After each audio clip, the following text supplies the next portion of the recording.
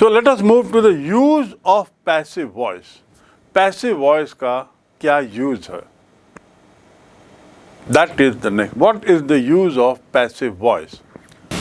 जैसा मैंने शुरू में कहा कि passive voice का उपयोग कब होता है, वही use ही है, वही बताता है कि इसका use क्या है। पहला तो हम तब यूज़ करते हैं पैसिव वॉइस जब हमको मालूम नहीं कि ये किसने किया, यानी हु इज़ द एक्टर, किससे ये काम हुआ, कौन किया, ये यदि हमको ना मालूम हो, यानी सब्जेक्ट यदि हमको नहीं मालूम हो, किसने ये काम किया ये नहीं मालूम हो, तब हम पैसिव वॉइस यूज़ करते हैं।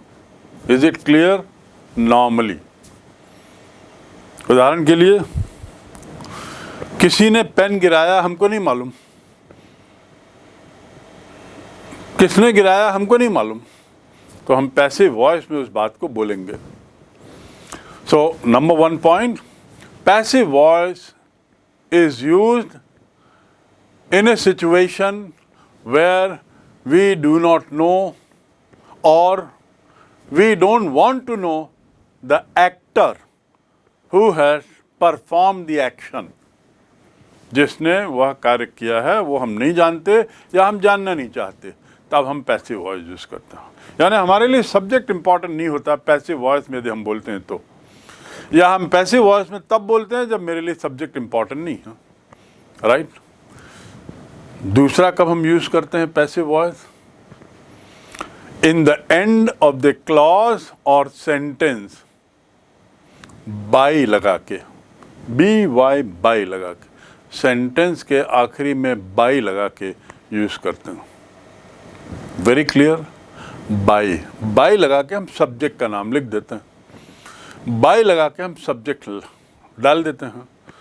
तो वाक्य या क्लॉज के अंत में उपवाक्य या वाक्य, क्लॉज क्या है आगे हम पढ़ेंगे, अभी आप जान लें क्लॉज को हिंदी में उपवाक्य कहते हैं।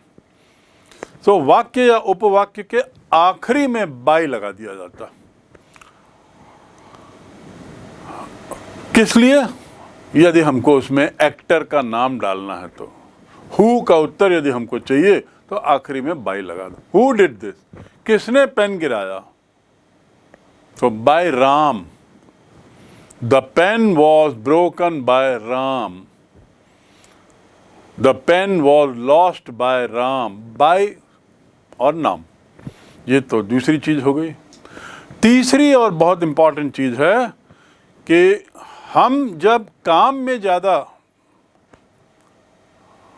इंटरेस्टेड हैं और नाम में नहीं, आप समझ रहे हो, पैसिव वॉइस हम कब बनाते हैं या पैसिव वॉइस की शैली में हम कब बात करते हैं, तब जब हम किस में ज़्यादा इंटरेस्टेड हैं, काम में, नाम में नहीं। हमारा फोकस किस पर है? एक्शन पर, एक्टर पर नहीं। So it is used if we are interested in the job than in the actor. Actor मतलब करता, doer. Is it clear? Let's go to the example now. हमने एक ऊपर सेंटेंस एक्टिव वॉइस में बनाया था, John wrote a letter. ये wrote यदि हम टेंस की बात करें तो कौन सा फॉर्म आएगा? Second form, past, right. तो द लेटर, अब ये इसको दूसरे तरीके से बोला जाएगा, जॉन रोट ए लेटर, और अब मैं बोलता हूं the letter was written by John, the letter was written by John. So who receive the action? Action किसने पाया? लेटर ने। क्या एक्शन हुआ लेटर पर? लिखा गया, लिखने का एक्शन हुआ। क्या एक्शन हुआ? लिखने। What action? Writing. And who receive that, who on whom was it acted? किस पर ये राइटिंग का एक्शन हुआ? लेटर पर। So who is the recipient? Who is the object? Letter. And what is the verb? Right. अब letter was written by John, मैंने बताया ना, बाय लगा के सब्जेक्ट को आखिरी में कर दो तो वो पैसिव वॉइस हो जाता। मैंने आपको बताया ना कि एक्शन को या कार्य को शुरू में लिख दो, तो आप ऊपर के सेंटेंस में देखिए लेटर आखिरी में है, जॉन रोट ए लेटर, और दूसरे सेंटेंस में लेटर पहले आ गया, जॉन आखिरी में हो गया। दूसरा शब्दों में एक तरीके से क्रॉस हो गया, जॉन आखिरी में चले गया, लेटर शुरू में आ गया। सो इस प्रकार we can say this is the basic difference between active and passive.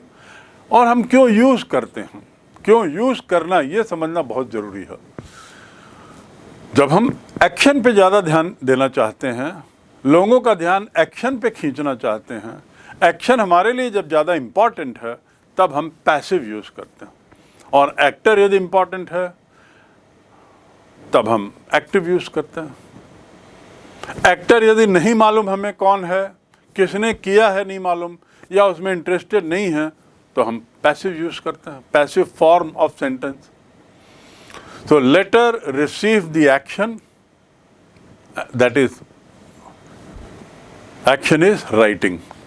Now how to identify active and passive voice? कैसे पहचाने कि ये एक्टिव वॉइस है या ये पैसिव वॉइस है? बहुत सिंपल तरीका, पूछो जरा, who or what, who performed this, what is performed? If who or what is at the beginning of the sentence, it is active. बड़ा simple. If who or what is at the beginning of the sentence, it is active. Who performed this action of breaking pen? Pen को तोड़ने का कार्य किसने किया? राम ने। शुरू उत्तर क्या है? राम। तो राम क्या हुआ? सब्जेक्ट, और सब्जेक्ट शुरू में है तो एक्टिव वॉइस, सब्जेक्ट शुरू में है तो एक्टिव वॉइस, ऑब्जेक्ट शुरू में है तो पैसिव वॉइस। दूसरा तरीका क्या? हु और what is at the beginning. Example हम देख लें, इसका एग्जाम्पल क्या आएगा, देखिए क्या बनता है एग्जाम्पल।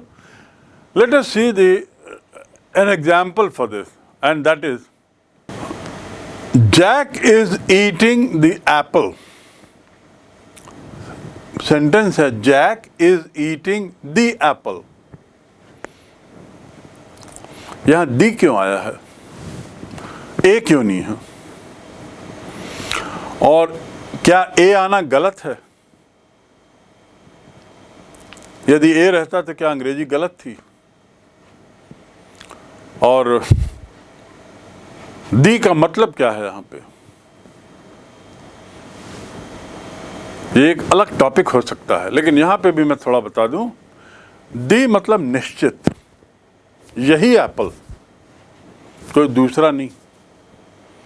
जिस एप्पल की चर्चा हो चुकी है वो एप्पल, जिस एप्पल के बारे में आपको मालूम है वो apple. Jack is eating the apple, या तो मैं लाया था वो एप्पल, या कोई किसी ने दिया था, या जो वहाँ रखा था, या उसका रंग अच्छा था, या बहुत अच्छी क्वालिटी का, जो वो वाला वो एप्पल जिसके बारे में पहले मालूम है, पहले से जिसके बारे में बात कर ली गई है, या जिसके बारे में जानकारी दे दी गई है, उस एप्पल की बात कर रहे हो यदि, तो उसी एप्पल की यदि बात कर रहे हो तो दी लगेगा। और या तो फिर, और अन्यथा आप किसी भी एप्पल की बात करोगे तो आप कहते हो Jack is eating an apple, Jack एक एप्पल खा रहा है। और यहाँ पे बोला गया है Jack is eating the apple, मतलब वो एप्पल जिसके बारे में पहले चर्चा हो चुकी होगी। अंतर समझ गए? इसके बारे में विस्तार से हम आगे बात करेंगे। अब इस क्वेश्चन में, इस सेंटेंस में Jack is eating the apple, question क्या बनेगा? हु इज ईटिंग, और आंसर क्या होगा? जैक। अब यदि इसको हमको पैसिव बनाना है तो पैसिव कैसे बनेगा? Apple is being eaten by, आखिरी में बाय लग जाएगा, और शुरू में क्या आ जाएगा? ऑब्जेक्ट आ जाएगा। जिस पर एक्शन हुआ है, एक्शन किस पे हुआ? जैक पर हुआ है या एप्पल पर हुआ है? एक्शन किस पर हुआ है? कार्य किस पर हुआ है? कार्य हुआ है एप्पल पे, कार्य किया है जैक ने। तो जिस पे कार्य हुआ है वो शुरू में आ जाता है पैसिव वॉइस में। कार्य किस पे हुआ? एप्पल पे। क्या कार्य हुआ? खाया गया। ईटिंग, ईट, वर्ब क्या है? ईट। किसके लिए है? एप्पल के लिए। तो ये शुरू में आ गया, तो ये पैसे। और आखिरी में क्या हो गया? बाई। बाई के बाद जो नाम आया वो सब्जेक्ट है, और बाई आने से आखिरी में सब्जेक्ट, बाई के बाद सब्जेक्ट आया तो वो एक्टिव सेंटेंस हो गया। तो बहुत सरल है एक्टिव सेंटेंस और पैसिव सेंटेंस, एक्टिव वॉइस और पैसिव वॉइस वाले सेंटेंसेस को अलग करना, राइट। अब ये तो हुआ एक्टिव और पैसिव। एक कदम हम और आगे बढ़ते हैं एक्टिव पैसिव जानने के बाद, मोडाल पे। मोडाल क्या है? मोडाल वर्ब जो हैं वो will, would, can, could, shall, should, may, might, must, जो मेन वर्ब के साथ यूज होते हैं उसे मोडाल कहते हैं। मेन वर्ब क्या है? Do, go, eat, sleep, dance, jump, ये सब मेन वर्ब हैं। मेन वर्ब के साथ जो जुड़ते हैं वे कहलाते हैं मोडाल। और कौन से हैं इसको भी हमने बता दिया, will, would, shall, should, can, could, may, might, etcetera, ये मोडाल हैं। अब ऐसे सेंटेंस, इनमें हम मोडाल को कैसे यूज करते हैं? Active passive voice using modal, this is our next topic, क्योंकि मोडाल का उपयोग इसमें बहुत होता है और थोड़ा समझना होता है कि इनका उपयोग एक्टिव पैसिव वॉइस में कैसे करें। To convert active voice into modal, जिसमें मोडाल हो, तो ऐसे वाक्य जिसमें मोडाल है, आई मे गो, अब इसमें मोडाल क्या है? मे, ये हो गया एक्टिव वॉइस, आई मे गो। अब इसको पैसिव वॉइस कैसे बनाएंगे? So to convert active voice having modal into passive voice, helping verb be is added after modal in the sentence. बड़ा क्लियर रूल है, याद रखिए, और याद रखने में प्रैक्टिस से आ जाएगा। To convert active voice into passive voice, if active voice has modal, then use helping verb be after modal. Helping verb be after modal. Rules of active into passive conversion की हम बात कर रहे हैं, और उसी रूल के तहत ये जो एक रूल बताया मोडाल को लेकर, तो आपने मोडाल क्या है ये समझ लिया। They are like helping verbs. Can, could, will, would, shall, should, may, might, they are all modal. और इसका यदि एक्टिव वॉइस में मोडाल है तो उसको कैसे उपयोग करते हैं, इसका ये रूल आपने देख लिया। Rule of active to passive conversion, rule for active to passive conversion, इसके अलग अलग कुछ कैटेगरीज हैं। Tense, active voice, passive voice, simple present tense, subject definite and all that. So now we move to the game of conversion of active voice sentences to passive voice sentences. अब थोड़ा सा हम समझने की कोशिश करें कि एक्टिव वॉइस के जो वाक्य हैं, एक्टिव वॉइस में जो वाक्य हैं और एक्टिव वॉइस में जो टेंस के अलग अलग फॉर्मेशन को लेकर वाक्य बने हैं, उनको पैसिव वॉइस में कैसे बदलते हैं। आपने मेरा वीडियो देखा होगा जिसमें मैंने टेंस फॉर्मेशन पर चर्चा की है। I have talked about different types of sentences tense formations. So based on that, now let's assuming that you know the tense formations and so on and so forth, let us now learn how to convert active voice sentences into passive voice under different tense formations, under different categories of tense formation. Present tense, different categories; past tense, different categories, and so on and so forth. So let's start with that. You have this active voice, then you have passive voice. The first is simple present tense. In simple present tense, the sentence is, the grocer sells vegetable, fresh vegetable. क्या है sentence? The grocer sells fresh vegetables. Grocer किसको बोलते हैं? सब्जी बेचने वाले को grocer कहते हैं। बेचने वाले को ग्रोसर, ग्रोसरी यानी किराने का सामान, जहाँ किराने का सामान मिलता है, सब्जी आदि मिलती है, वो ग्रोसरी कहलाता है। तो ग्रोसर सेल्स फ्रेश वेजिटेबल, यहाँ सेल क्रिया है, उसमें एस क्यों लगा है? क्योंकि कर्ता जो है, जिसके लिए क्रिया का उपयोग हुआ है, वो सिंगुलर है। कर्ता जो है, जिसके लिए क्रिया लगी है, वह सिंगुलर है, तो इसलिए एस लगा हुआ है। क्रिया में एस एक वचन में लगता है।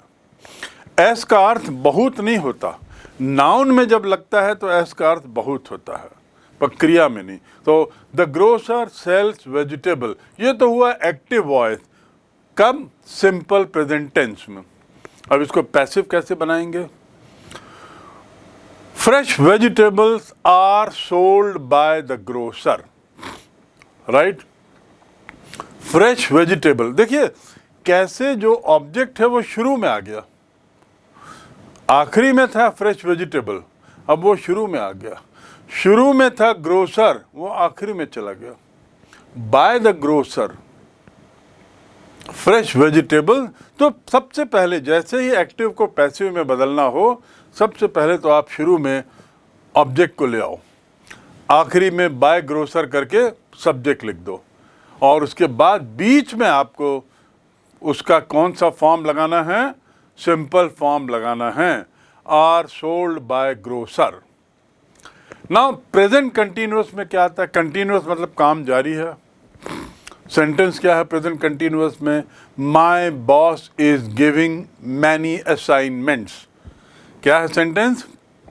My boss is giving many assignments, right? अब इसका कंटिन्यूअस का, प्रेजेंट कंटिन्यूअस का क्या फॉर्म होगा? My boss is giving many assignments. इसका पैसिव देखिए, शुरू में मैनी असाइनमेंट आ जाएगा, आखिरी में by whom? By my boss. तो many assignments are being given. Being given क्यों हुआ? क्योंकि वो कंटिन्यूअस है। ING लगता है, वो कंटिन्यूअस में है। आपको और अच्छे से समझने के लिए टेंस के लेक्चर को देखना पड़ेगा, सुनना पड़ेगा, समझना पड़ेगा, उसके बाद ही आप एक्टिव पैसिव को समझेंगे। तो मैं मान रहा हूं कि आपने वो टेंस को देख लिया है, टेंस को समझ लिया है, और इसलिए अब यहां पे हम आ रहे हैं। कंटिन्यूअस है, रिमेंबर, कंटिन्यूअस में क्या होगा? ING लग जाएगा, आर बीइंग गिवन। और आर क्यों हुआ? इज बीइंग गिवन क्यों नहीं? क्योंकि असाइनमेंट है, वो बहुवचन है। कार्य, असाइनमेंट यानी कार्य। बहुत सारे कार्य दिए जा रहे हैं, किसके द्वारा? मेरे बॉस के द्वारा। सो बाय माय बॉस, ये हो गया आपका continuous form, present continuous. Now we come to the present perfect. Present perfect tense में क्या एग्जाम्पल है? परफेक्ट मतलब काम जिसमें पूरा हो जाता है। I have taken him out, I have taken him out. एक बार थोड़ा सा देखें कि हैव कौन सा फॉर्म है? V1 first form. टेकन कौन सा फॉर्म है वर्ब का? Third form. टेक, टुक, टेकन, यानी थर्ड फॉर्म V3 जिसको हम लिखते हैं। अब ये परफेक्ट टेंस थर्ड फॉर्म है, I have taken him out. अब इसमें ऑब्जेक्ट क्या है? हिम। सब्जेक्ट कौन है? हु? आई। अब इसको हम बदल दें, अदला बदली एक तरीके से कहते हैं। He has been taken out, he has been taken out by me, he has been taken out by me. तो वो क्या सेंटेंस है? हैज बीन टेकन, ये कौन सा है? Perfect, perfect tense, perfect sentence, ये याद रखिएगा। He has been taken out by me, right. ये तो एग्जाम्पल हुआ आपके प्रेजेंट के। प्रेजेंट टेंस में जो डिफरेंट फॉर्मेशन थे वो हुए। अब हम आते हैं पास्ट टेंस पर। पास्ट टेंस के भी वही उतने ही प्रकार हैं। पहला, simple past tense. Simple past tense में example, he built a large house. Built कौन सा फॉर्म है? वर्ब का कौन सा फॉर्म है? बिल्ट जो है वर्ब का सेकंड फॉर्म है, V2। He built a large house, simple form, simple past tense. अब इसी को सिंपल पास्ट टेंस होते हुए उसको हमको पैसिव बनाना है। ए large house was built by me. A large house was built by me. Is क्यों नहीं आएगा? Is built क्यों नहीं हुआ? क्योंकि past tense है। सेंटेंस क्या है? He built, past। तो is built नहीं होगा क्योंकि is तो प्रेजेंट का है, is तो फर्स्ट फॉर्म है, फर्स्ट फॉर्म ऑफ वर्ब है। वर्ब का सेकंड फॉर्म क्या है? वर्ब का सेकंड फॉर्म है वॉज। तो वर्ब के सेकंड फॉर्म को हम लाएंगे was built by so and so. He built a large house, built second form. जब पैसिव करते हैं तो बिल्ट का सेकंड फॉर्म क्या बनेगा? Was built a large house, right? Now next is, after that we come to the past के बाद हम आते हैं past continuous tense। past continuous tense क्या है? past continuous tense का एक एग्जाम्पल एक हम ले लें तो continuous है और past है। तो she was cooking dinner, she was cooking dinner, was past V2, cooking continuous form। तो past continuous क्या हो गया? past continuous। अब इसको हमको पैसिव में बदलना है। तो पैसिव में क्या होगा? Dinner was being cooked bye me, bye her. Dinner was being cooked by her. She का क्या हुआ? हर बन गया। देखिए ये है अंतर शी का। इसको आगे हम थोड़ा और एक्सपैंड करेंगे, पर अभी आप जान लें कि शी का हर होगा और ही का हिम होगा, दे का देम होगा। आगे इसको हम एक चार्ट के रूप में थोड़ा और समझने की कोशिश करेंगे। तो dinner was being cooked by her, ये कौन सा सेंटेंस हुआ? Past continuous, past continuous, right. अब हम आते हैं पास्ट परफेक्ट पे। पास्ट परफेक्ट में क्या है? V2, V3, कौन सा? 3। She had posted the letter. क्या है सेंटेंस? She had posted the letter. ये पास्ट परफेक्ट क्यों है? हैड कौन सा है फॉर्म? हैड जो है वो सेकंड फॉर्म है, तो पास्ट। V2 हैज का past had. Posted post, posted, posted, ये 3 फॉर्म है। यहां पे पोस्टेड सेकंड फॉर्म है कि थर्ड फॉर्म है, कैसे जानेंगे? मैंने आपको बताया कि जब भी हेल्पिंग वर्ड के साथ मेन वर्ब है,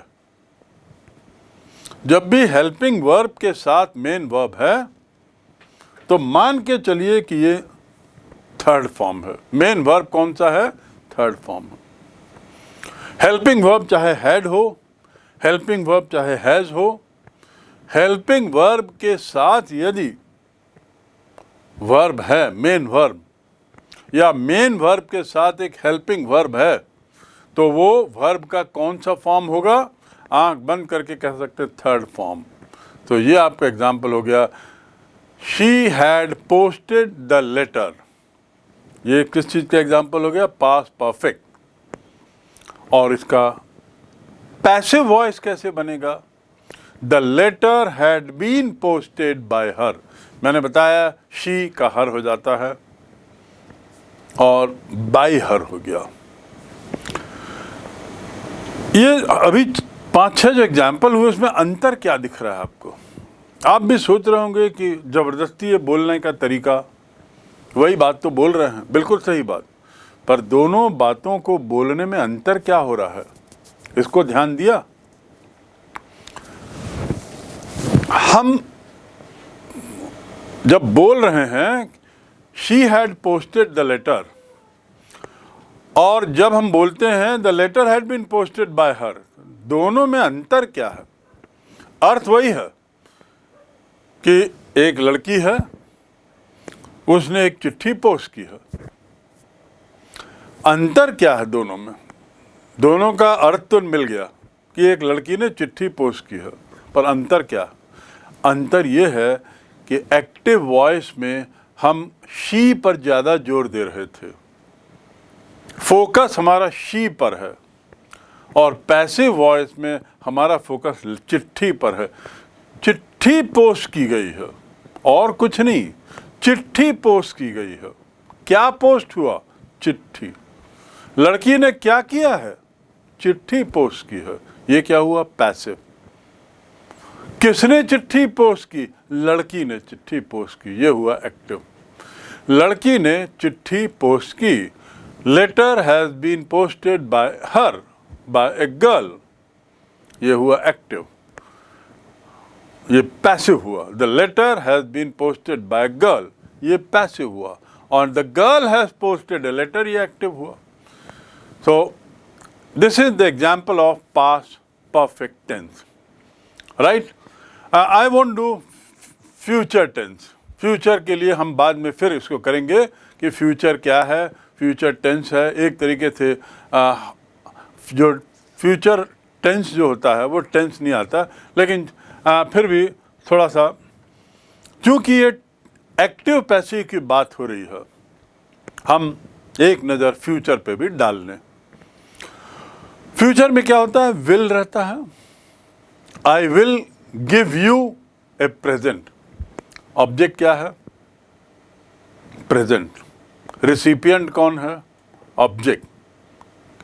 क्या है क्रिया? गिव।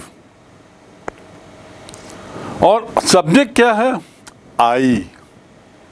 फ्यूचर क्यों है? क्योंकि विल लगा हुआ। आई will give you a present. अब इसका पैसिव क्या बनेगा? Bye me. आई का क्या हो गया? Bye me. शी का क्या हो गया? बाय हर।